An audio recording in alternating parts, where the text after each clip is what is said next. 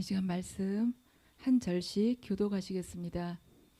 아홉째 해 열째 달 열째 날에 여호와의 말씀이 내게 임하여 이르시되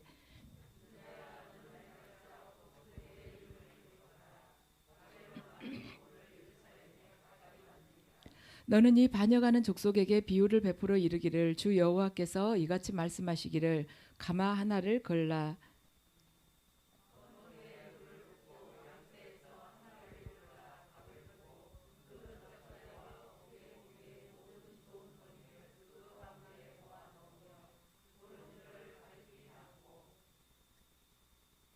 그 뼈를 위하여 가마 밑에 나무를 쌓아 놓고 잘 삶 때 가마솥의 뼈가 무르도록 삶을지어다.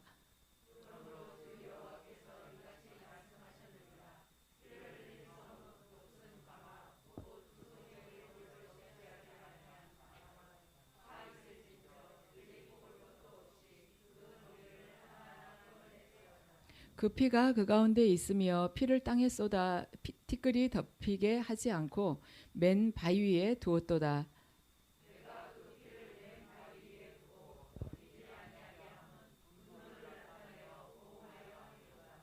그러므로 주 여호와께서 이같이 말씀하셨느니라. 화 있을진저 피를 흘린 성읍이여 내가 또 남은 무더기를 크게 하리라.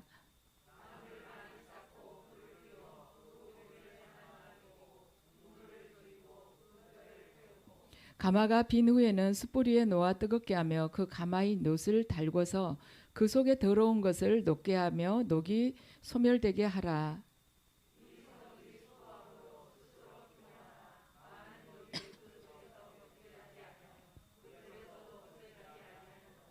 너희 더러운 것들 중에 음란이 그 하나이니라. 내가 너를 깨끗하게 하나 내가 깨끗하여지지 아니하니 내가 내게 향한 분노를 풀기 전에는 내 더러움이 다시 깨끗하여지지 아니하리라. 나 여호와가 말하였은즉 그 일이 이루어질지라. 내가 돌이키지도 아니하고 아끼지도 아니하며 뉘우치지도 아니하고 행하리니 그들이 내 모든 행위대로 너를 재판하리라. 주 여호와의 말씀이니라. 아멘. 잠시 주님께서 허락하신 보혈을 은혜를 받으시겠습니다.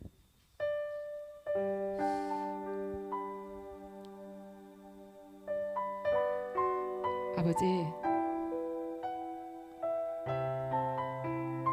저희들 오늘 이 예배를 통해서 주님의 보혈로 온전한 씻김을 받기를 원합니다.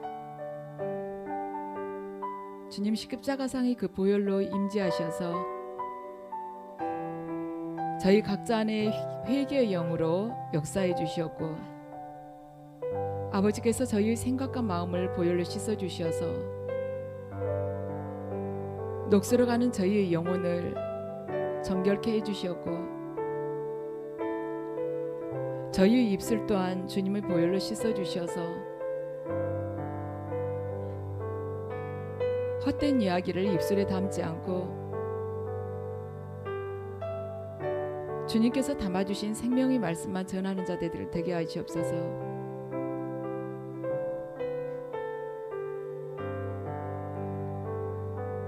예배드리는 이들 각 가정을 아버지께 드립니다. 주님 보혈로 가족들과 가정의 안팎을 씻어주셔서 저희들 주님 앞에서 더욱 든든하게 서가게 해주시었고 오직 주님께서 걸어가신 그 길만을 따라가는 영혼들 되게 하시옵소서.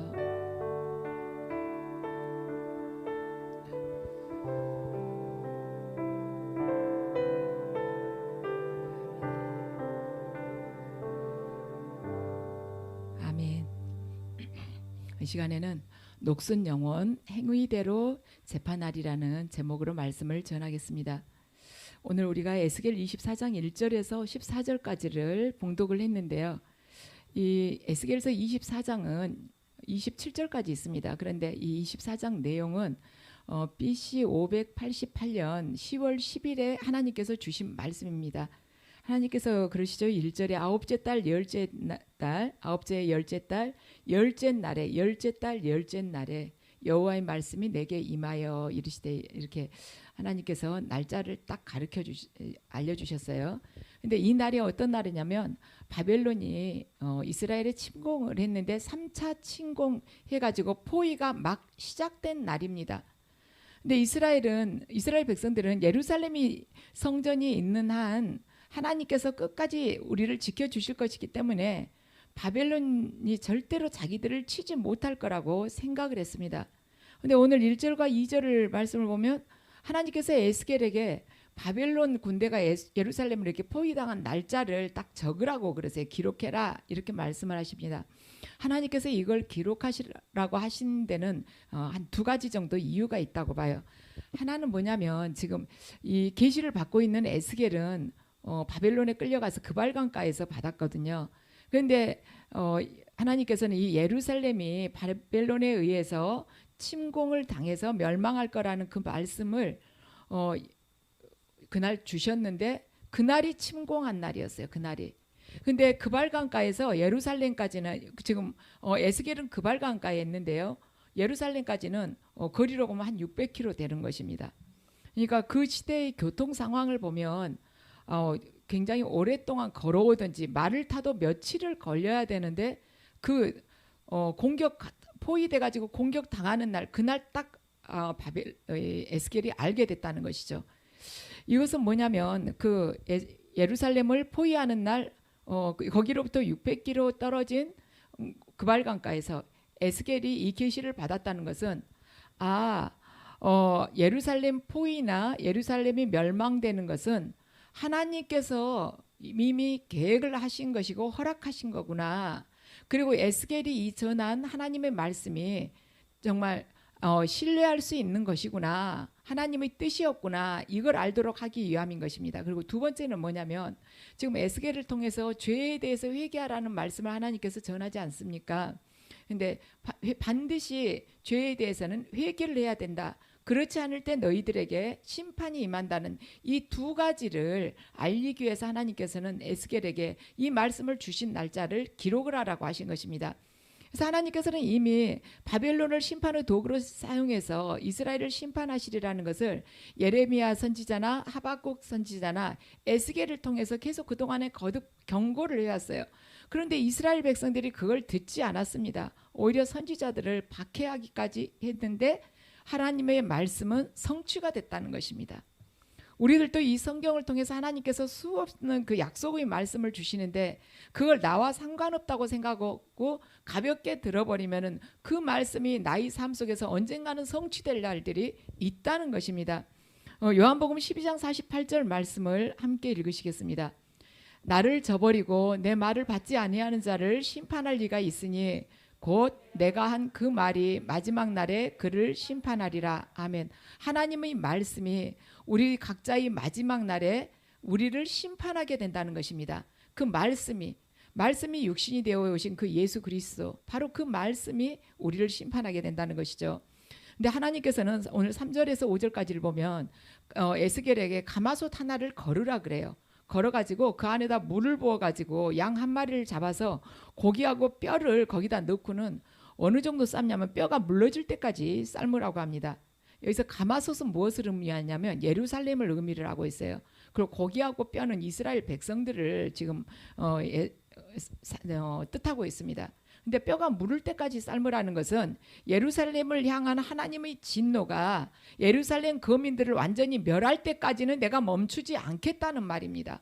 뼈가 물러질 때 그 속에 있는 이스라엘 그 백성들이 물러질 때까지 말하자면 우리 오랫동안 끓이면 뼈가 바스러지잖아요. 그럴 때까지 내 진노를 멈추지 않겠다는 것입니다. 근데 이 가마솥에 관한 것은 예레미야 1장 13절에서 14절을 통해서도 하나님께서 말씀을 하셨어요. 예레미야야 뭐가 보이냐?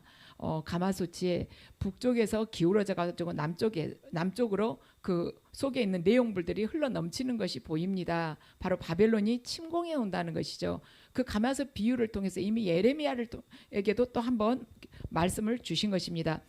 근데 이 당시 예루살렘 사람들은요, 이 말씀을 어떻게 생각을 했냐면 에스겔 11장 3절을 보면요, 예루살렘 그 거민들이 이 가마솥에 대해서 생각을 하기를 이 성읍은 가마가 되고 우리는 그 가마 속에 있는 고기가 된다고 생각을 한 것입니다. 물론 피상적으로 보기에는 맞는 말 같지만 이들이 이걸 자기들 편할 대로 착각을 한 거예요. 듣기 좋은 대로, 자기들 마음 편한 대로 해석을 한 것입니다. 그것은 그 고기는 이제 자기 자신들을 뜻하는데요.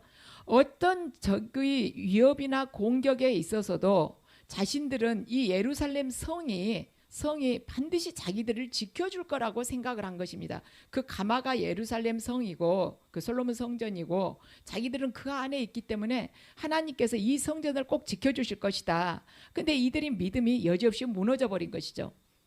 예루살렘 암몬의 립바를 공격할 걸로 예상을 했던 바벨론은 립바를 공격을 하러 간 것이 아니라 예루살렘을 공격을 해버린 것입니다. 그래서 예루살렘 국민들은 바벨론 군대가요 1년 8개월 동안 이 예루살렘 성을 포위해가지고 포위하는 그동안의 기근과 전염병과 또한 지속적으로 계속 공격함으로 인해서 그 고통을 참아내야 됐어요. 그리고는 결국에는 완전히 멸망을 해버린 것입니다. 본인들은 예루살렘 성전이 있기 때문에 하나님께서 이 성전 때문에라도 우리를 지켜주실 거야 했지만 이 죄는, 인간의 죄는요 하나님께서 성전도 인정하시지 않는다는 것이죠. 하나님의 이름이 짓밟힌다 할지라도, 그들이 또한 짓밟힌다 할지라도 하나님께서는 그 공의의 하나심은 그대로 말씀을 이루신다는 것입니다. 이방인들이 생각했을 때는 어떻겠어요?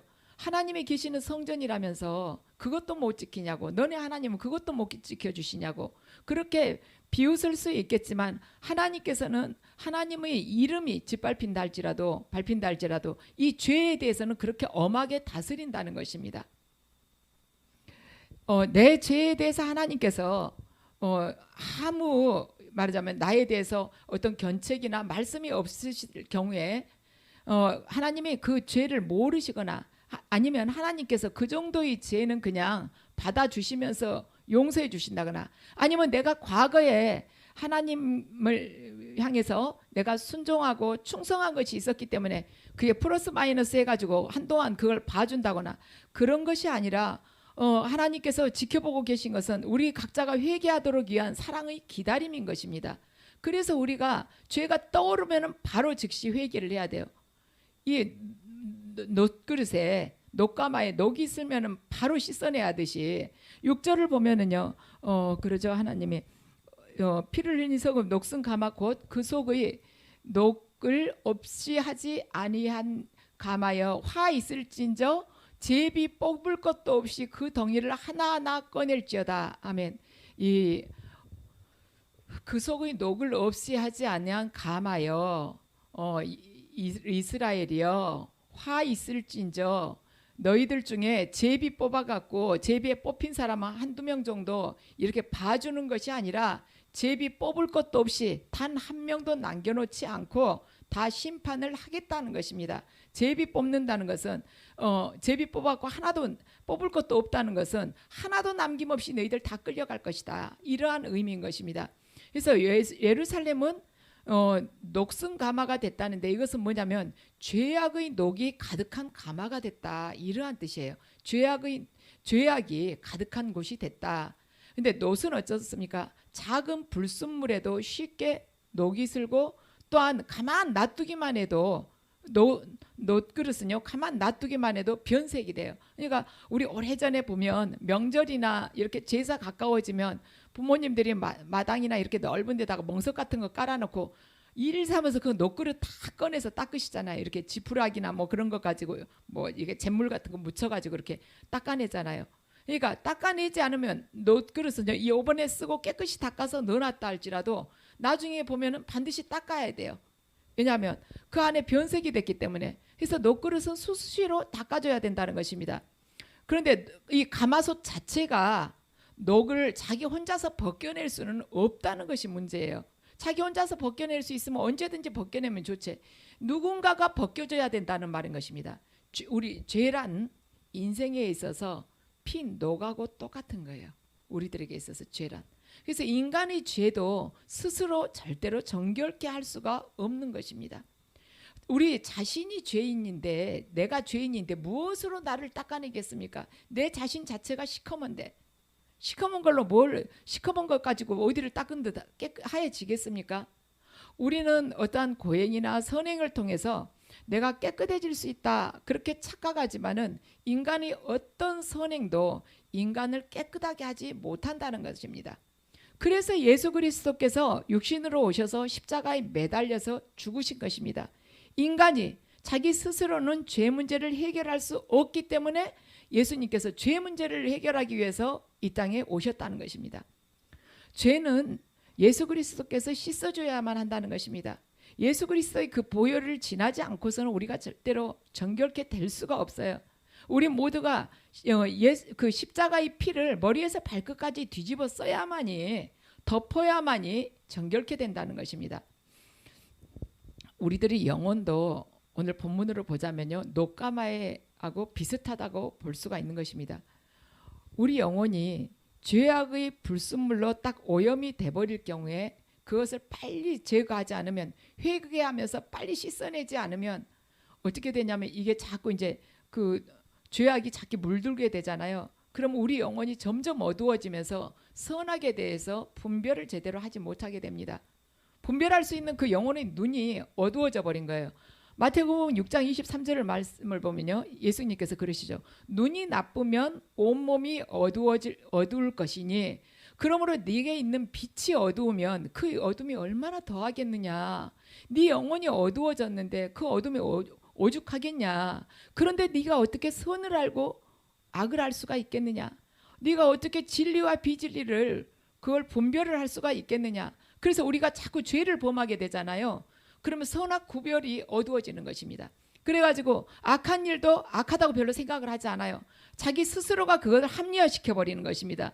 그리고 악행을 저지르고도 이러이러하게 내가 이러이러하게 과거에 이러이러하게 했더니 하나님께서 복 주셨다. 실은 하나님께서로부터 심판받을 일인데도 자기 스스로는 합리화를 시켜서 그게 완전히 어둠인데도 빛처럼 생각하게 된다는 것이죠. 그래서 죄는 작은 티끌만 할 때부터 회개를 해야 된다는 것입니다. 우리 겨울에 방에 이렇게 커튼을 살짝 젖혀놓으면 햇살이 딱 들어오면서 방 안에 있는 잔잔하게 떠있는 그런 먼지가 다 보이잖아요. 죄는 작은 먼지처럼 보일 때부터 그때부터 회개를 해야 돼요. 어이구 이 정도는 괜찮지 하면 점점 죄가 커지면서 나중에는 웬만한 죄는 눈에 들어오지 않습니다. 남의 것은 잘 들어오죠. 자기 것은 잘 안 들어와요. 시편 24편 3절에서 4절 말씀을 함께 보시겠습니다. 여호와의 산에 오를 자가 누구며 그의 거룩한 곳에 설 자가 누구인가? 곧 손이 깨끗하며 마음이 청결하며 뜻을 허탄한 데 두지 아니하며 거짓 맹세하지 아니하는 자로다. 여호와의 산에 오를 자가 누구냐? 자, 4절을 함께 읽으시겠습니다. 곧 손이 깨끗하며 마음이 청결하며 뜻을 허탄한 데 두지 아니하며 거짓 맹세하지 아니한 자로다. 아멘. 죄를 범하면은 제일 먼저 하는 것이요, 쉽게 하는 것이 거짓말입니다. 근데 거짓말은 한 번 해놓으면 그걸 덮기 위해서 다른 거짓말을 또 해야 된다는 것이에요. 그래서 자꾸 거짓말을 하다 보면 거짓말이 죄라는 생각이 별로 들지 않습니다. 그래서 죄라는 것은 작은 것에서부터 회개의 눈물로 계속해서 씻어내면서 자기 영혼 안에 있는 그 불순물을 계속 닦아내야 되는 거예요. 눈물로 계속 그 죄를 닦아내는 것입니다. 우리 오늘 11절 말씀을 보면요, 하나님께서 왜 심판을 하시는지 말씀을 하세요. 심판의 목적이 기록되어 있습니다. 11절 함께 읽으시겠습니다. 가마가 빈 후에는 숯불 위에 놓아 뜨겁게 하며 그 가마의 놋을 달궈서 그 속에 더러운 것을 녹게 하며 녹이 소멸되게 하라. 아멘. 녹을 기어코 벗겨내기 위해서 심판을 하신다는 것입니다. 그래서 죄인에 대해서는 하나님이 절대 잊지 않고 반드시 심판을 하신다는 것입니다. 죄에 대해서 경각심을 갖지 않는 사람은 그만큼 하나님에 대해서 모르는 사람이에요. 죄에 대해서 두려워하지 않는 사람은 그만큼 하나님에 대해서 알지 못하기 때문에 하나님이 어떤 분이신지 모른다는 것입니다. 그래서 죄를 두려워하지 않아요. 그 사람은 하나님하고 친밀하지 않기 때문에 하나님의 속성을 모르기 때문에 무서운 줄 모르고 죄를 범한다는 것이죠. 근데 죄가 소멸되는 방법이 딱 두 가지가 있어요. 하나는 뭐냐면 회개할 때 죄가 소멸이 됩니다. 또 하나는 뭐냐면 영원한 멸망에 처함으로 해서 소멸된다는 것입니다. 근데 우리가 알아야 될 것이 뭐냐면 우리 스스로 회개하는 것이 훨씬 낫지, 하나님께서 청결케 하시려고 심판의 그 말하자면 매를 딱 드시면은 그때는 그냥 우리 삶이 거의 다 끝장이 나다시피 하는 것이에요. 딱 영혼 하나만 남겨놓고 하나님께서 모든 것을 불로써 다 태워버리시는 것입니다. 그래서 불시험을 당하게 되면 그동안 공부했던 것, 그동안 쌓아놨던 돈, 그동안 내가 자랑하려고 말하자면 다 챙겨놨던 그 스펙들, 그 모든 것들 다 타버리고 그냥 불탄 집에서 몸만 겨우 빠져나오듯이 그렇게 된다는 것이죠. 그래서 그렇게 되기 전에 미리 내 스스로 회개를 해야 된다는 것입니다. 우리가 회개하면서 예수님께 유턴을 딱 하기 시작하면 하면서 지금까지 나의 살아왔던 그 삶을 이 회개라는 그 말씀을 가지고 바라보면 내가 살아온 게 지금까지 죄진 것밖에 없구나, 그걸 알게 돼요. 우리 예전에 연세 드신 분들 그러잖아요. 사는 것이 죄지 뭐가 있겠냐고 이렇게 말씀을 하시죠. 우리가 회개 안으로 들어가면 나 하루하루 사는 순간들이 다 죄구나, 그걸 알게 된다는 것이죠. 그래서 사도 바울이 나는 날마다 죽노라 하고 이야기를 한 것입니다. 이 회개에 합당한 삶이 쉽다면 왜 사도 바울이 한 번 죽고 끝내버리지 날마다 죽겠다고 했겠습니까? 어려우니까 날마다 죽는다고 한 거예요. 그리고 내가 죽는 걸로 끝난 것이 아니라 내가 죽고 예수 그리스도께서 내 안에 사셔야지 이 삶이 계속 유지가 되는 것이지, 내가 아직도 살아있다면, 내가 살아있는 내가 계속 꿈틀거리고 있다면 그리스도께서 내 안에서 일을 하실 수가 없는 것입니다. 그리스도께서 하나님의 뜻대로 마음껏 일을 하실 수 있도록 내가 죽고 내 삶을 그분께 내드려야만이 그때 내 안에서 영적인 부흥이 일어나는 것이에요.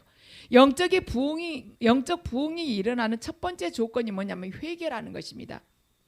우리 말하자면 19세기에 일어난 영국의 웨일즈 부흥 같은 거 이렇게 보면은 회개로부터 다 시작되는 것이에요. 모든 부흥은요, 내 안에서 죄가 떠나가고 거룩함을 사모하면서 회개의 삶으로 돌아갈 때 그때부터 영적인 부흥이 시작된다는 것입니다. 사무엘상 7장을 보면요, 사무엘이 이스라엘 족속들에게 말을 합니다. 너희가 온전한 마음으로 주께 돌아오려거든 지금까지 너희들이 섬겼던 바알 신이나 아스라도 신이나 이런 것들을 다 버리고 주님만 섬기라고 그래요.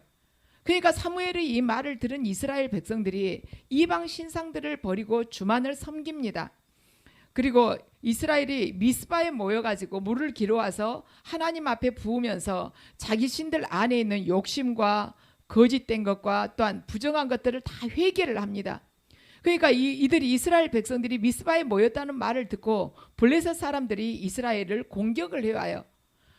그러니까 그걸 본 하나님께서 이스라엘을 공격하러 온 이 블레셋 사람들에게 천둥 소리를 일으키면서 그들을 막 불안하게 합니다. 그들이 어찌할 바를 모르게 만들어요. 그래가지고 그들이 결국에는 블레셋 사람들이 이스라엘에 패하고 떠나게 되는 것입니다. 회개를 해야지 하나님과의 관계가 회복이 되고 하나님과의 관계가 회복돼야지 그 사람 속에 성령께서 역사를 하시게 되고 또 성령께서 역사를 하심으로 해서 영적인 부흥이 일어나고 영적 부흥이 일어나야만이 영적 전쟁에서 승리하는 것입니다. 그래서 영적 전쟁에서 승리하기를 원한다면 반드시 먼저 회개를 해야 돼요.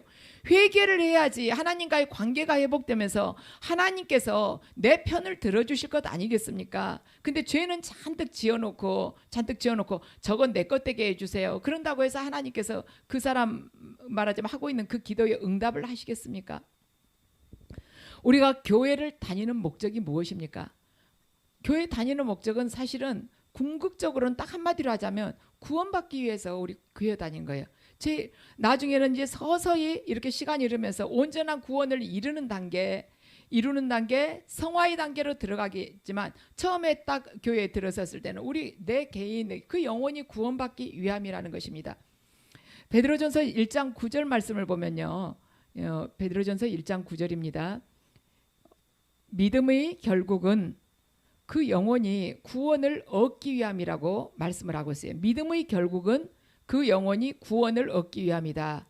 그래서 구원받기 위해서 첫 단추가 회개라는 것이에요.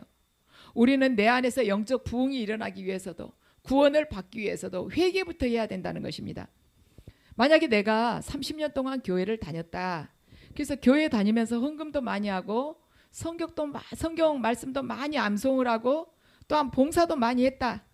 그런데 죽고 나서 아주 너무 뜨거워가지고 보니까 거기가 지옥이더라. 왜 이렇게 뜨거운가 하고 둘러봤더니 그럼 뭐가 되겠습니까?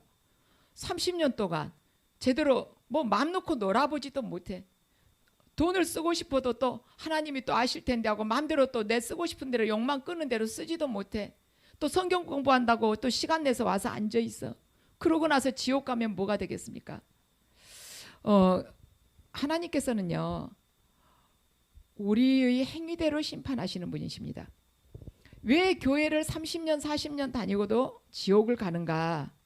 우리 생각에는 아닐 것 같죠.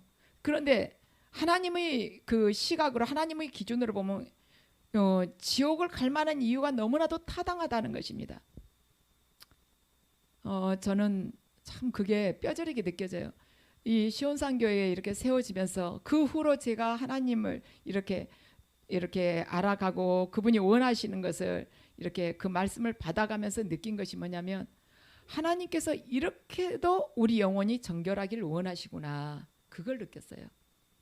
그래서 저는 지금 저희 교회 교인들이 얼마 되지 않지만 저도 다른 목사님들이나 아니면 과거의 저를 생각했을 때는 성도가 많으면 좋겠다 이런 생각을 했죠.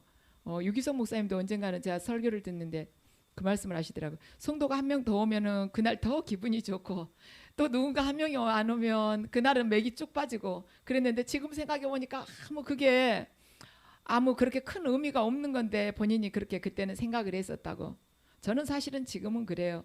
여러분들을 향해서 최선을 다해서 주님께서 주시는 마음으로 섬기는 것 그것 굉장히 중요한 거고 또 하나님의 말씀을 제가 금요일날 말씀드렸듯이 하나님께서 내게 주신 그 말씀이 내 인생을 통해서 그대로 성취되도록 사는 것 거기다가 지금 저는 맞추고 있습니다.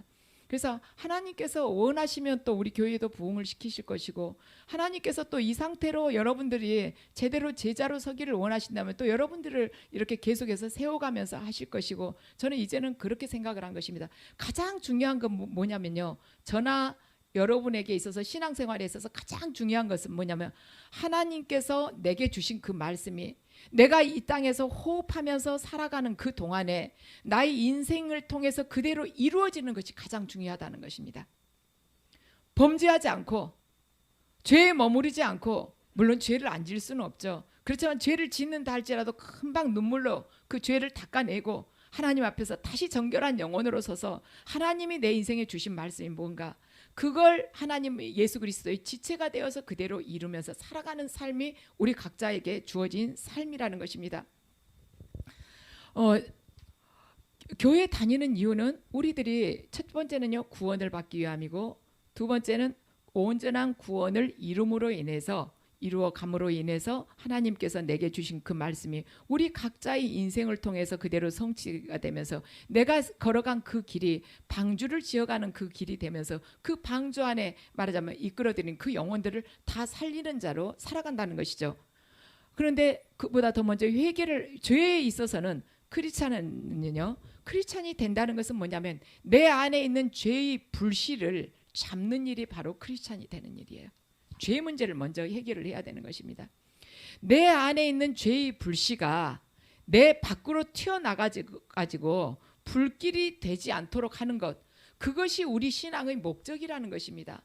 내 안에 죄가 있어요. 쇠도 녹이 슬지 않습니까? 밖에서 녹이 날라와가지고 쇠에 붙어가지고 쓰는 거 아니라 쇠 자체에서 녹을 만들어내는 것이에요. 인간도요 원래 죄 중에 태어나고 죄인이었기 때문에 죄를 가지고 태어났기 때문에 우리 안에서 계속해서 죄가 몽글몽글 올라옵니다. 그런데 내 안에 있는 그 죄의 불씨가 내 밖에 나가서 불씨가 되도록 큰 불길이 되도록 하지 않는 것 그것이 우리 신앙의 목적이라는 것이죠. 인간은 내 속에서 불이 붙지 않는 사람은요 내 안에서 불이 붙지 않는 사람은 남에게 불을 지르지 않습니다.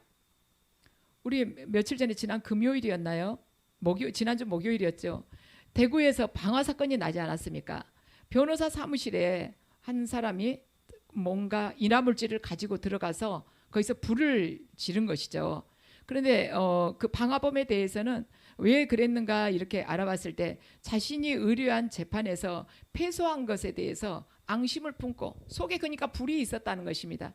그 불을 품고 가가지고 그냥 그 건물 2층에 올라가서 그냥 확 풀어버린 거, 휘발유를 그냥 갖다 뿌려버린 것이죠. 그래서 우리가 살아가면서 상처를 안 입을 수는 없어요. 그리고 화날 상황에 우리가 왜 없겠습니까? 그런데 그것이 밖으로 튀어나가서 불길이 되지 않도록 해야 된다는 것이죠. 늘 남을 화나게 만들고 남에게 상처 주고 고통 주는 사람은요, 자기가 자기 안에 상처가 있고 자기가 세상 속에서 살면서 어떠한 고통 받는 것, 그리고 자기가 힘들기 때문에 그렇게 다른 사람에게 그 쓴뿌리 그 영향을 미치는 것입니다.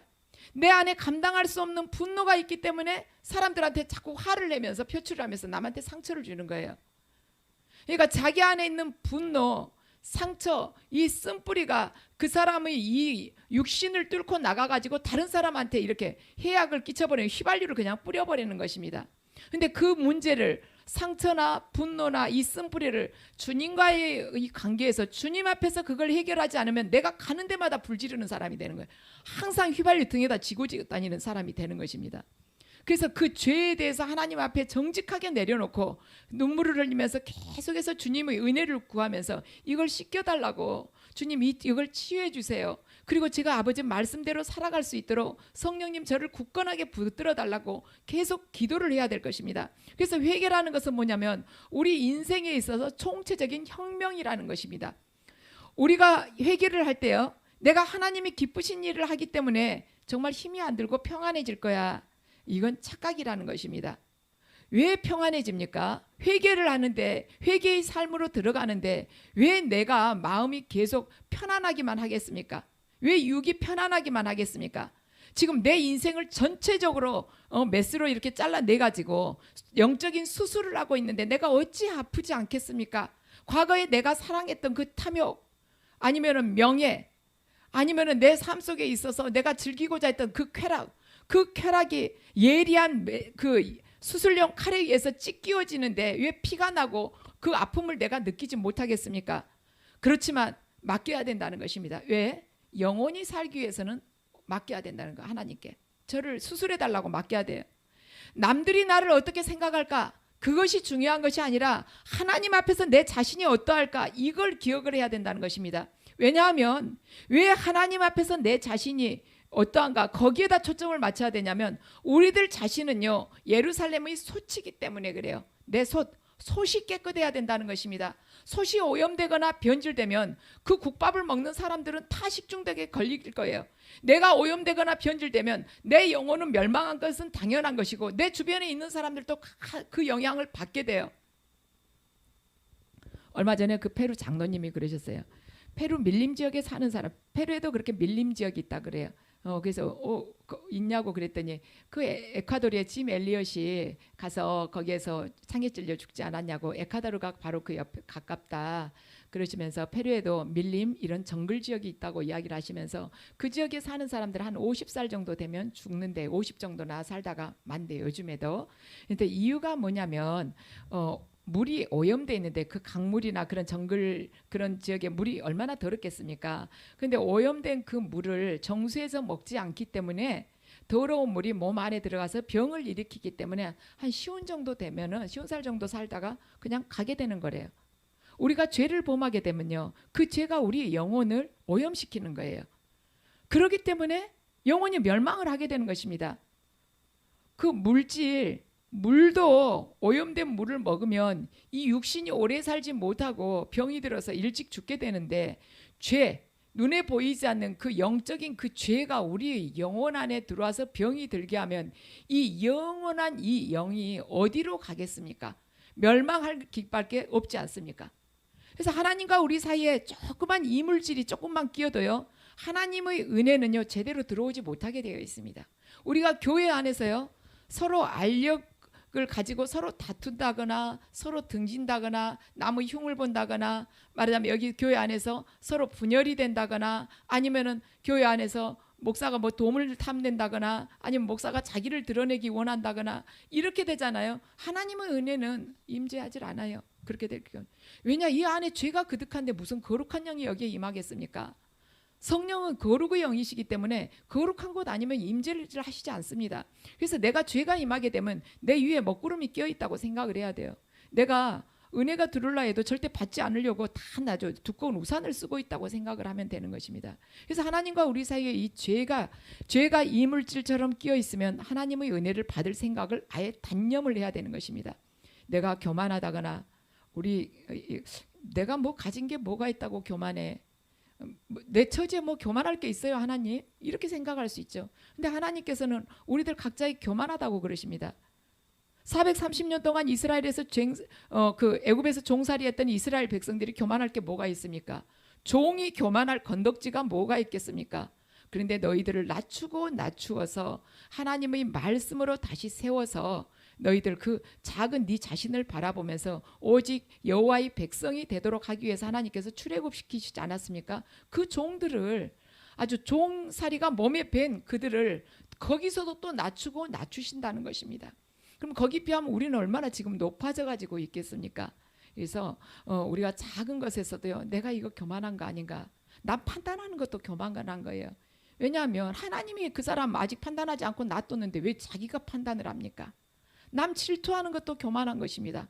하나님께서 그 사람에게 말하자면 현재의 그 상황과 위치를 줬는데 질투할 이유가 뭐가 있겠습니까? 내가 하나님보다 더 높다는 거 아니겠습니까? 그러한 거 하나하나가 가다 보면 다 죄가 된다는 것입니다. 하나님 섬긴다 하면서도 세상 것을 사랑한다는 것이 바로 음란한 그 죄이지 않겠습니까? 이런 게 느껴지면 우리는 하던 일 모든 것 다 중단하고 하나님 앞에서 대대적으로 내 영혼의 청소를 해야 된다는 것입니다. 하나님의 말씀은 1.1획도 없어지지 않고 그대로 성취되는 그 말씀인 것입니다. 그래서 내가 이 세상 속에서 살아가면서요, 이 죄된 마음이 밖으로 흘러나와서 그 행위로 드러나지 않겠습니까? 그럴 때 하나님께서는 반드시 행위대로 내가 너를 재판하리라고 말씀을 하십니다. 우리의 행위는요, 반드시 내가 아무리 속에서 어떤 것을 꿈꾸고 있다 할지라도 어떤 것을 다 가리고요, 죄를 가리고 위선적으로 하고 있다 할지라도 시간이 가면 다 드러나게 되어 있어요. 아, 선한 노릇을 했구나, 저 사람이 선한 척했구나 하고 드러나는데 그 행위가 다 나중에는 시간이 가서 하나님 앞에서 명명백백하게 드러난다는 것입니다. 그때 하나님께서는 그 행위대로 심판하신다는 것입니다. 계시록 20장 12절 말씀을 함께 읽으시겠습니다. 나는 또 죽은 사람들이 큰 자나 작은 자나 할 것 없이 다 그 보좌 앞에 서 있는 것을 보았습니다. 그리고 책들을 펴놓고 또 다른 책 하나를 펴놓았는데 그것은 생명의 책이었습니다. 죽은 사람들은 그 책에 기록되어 있는 대로 자기들의 행위대로 심판을 받았습니다. 아멘.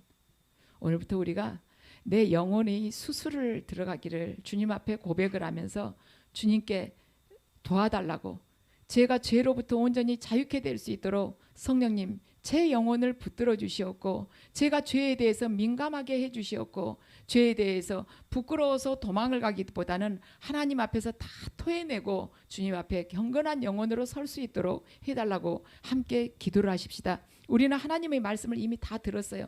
오늘 본문을 통해서 들었습니다. 행위대로 심판하리라는 거. 이제부터 우리에게 주어진 것은 뭐냐면 이제 말씀을 다 듣고 알게 됐거든요. 말씀대로 사는 것밖에 없는 것입니다. 그래서 심판을 두려워하고 행위대로 심판하시는 하나님의 말씀을 철저하게 믿고 말씀대로 행해서 분명히 존재하고 있는 천국에서 여러분 모두가 영원한 복락을 누리시기를 주님의 이름으로 축원합니다.